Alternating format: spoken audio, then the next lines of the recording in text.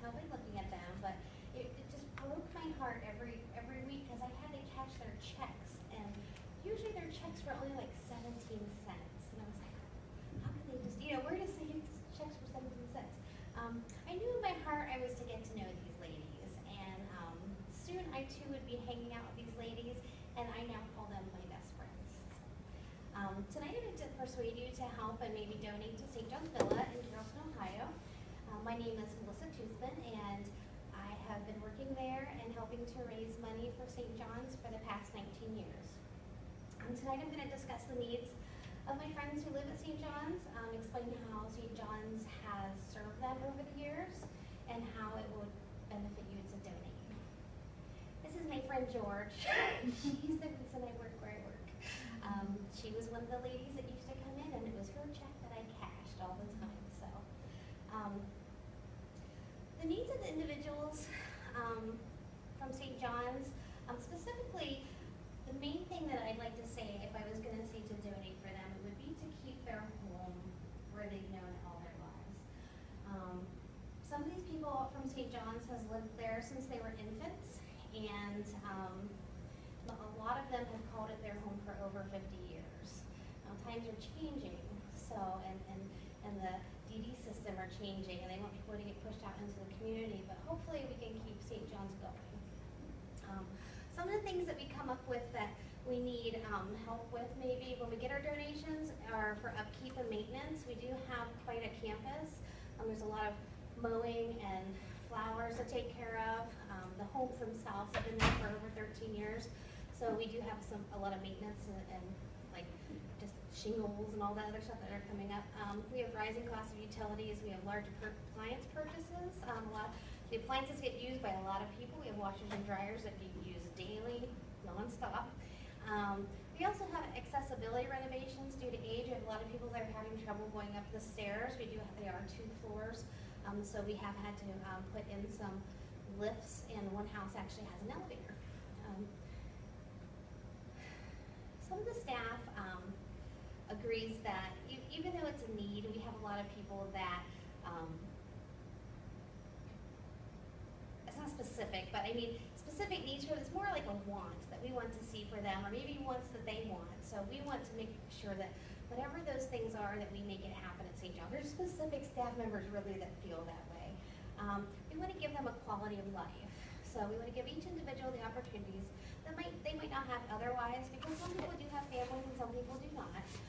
Some people don't have the money to do the things that they like to do, maybe go to camp every year, go to horseback riding camp, go to concerts, even take long vacations. Many individuals do have money to do whatever they would like, but like I said before, there are a few that don't have any money, or they barely have enough to do, like to even get a haircut, buy clothes that they need, and St. John's actually furnishes that for them, even if they don't have it. That's where a lot of our donations that do come in, we put that in a general fund for that reason.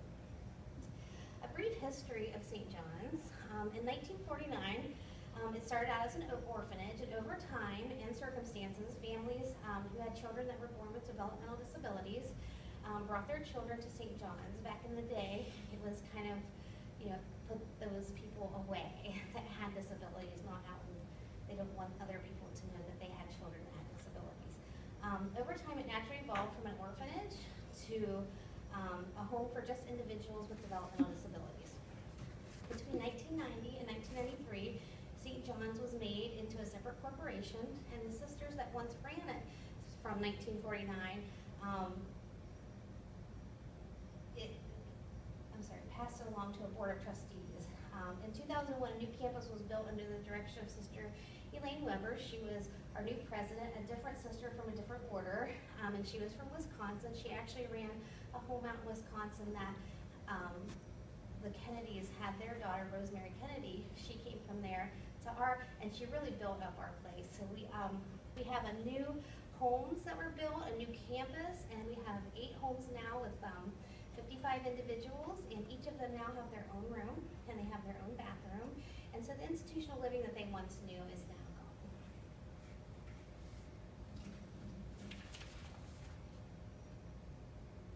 For the future, we want to be able to make sure St. John's will have those resources to continue our mission in the future.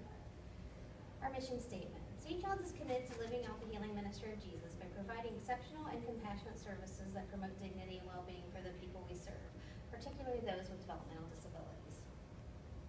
How you can help. These are some fundraisers that we have, and we do have a fund day coming up. We can ask, like, people might want to give money to be a sponsor for them. We do have, this is a fun day for the residents. We actually invite other agencies to come and we just have a party, like, we have horses and all kinds of stuff.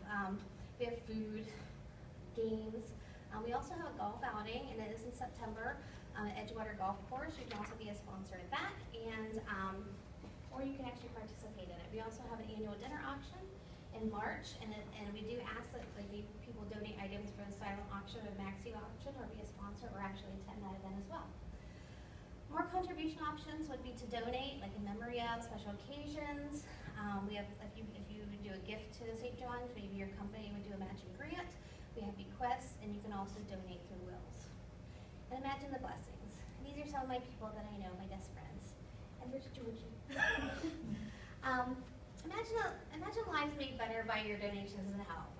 We want to have happy people living the lives that they deserve.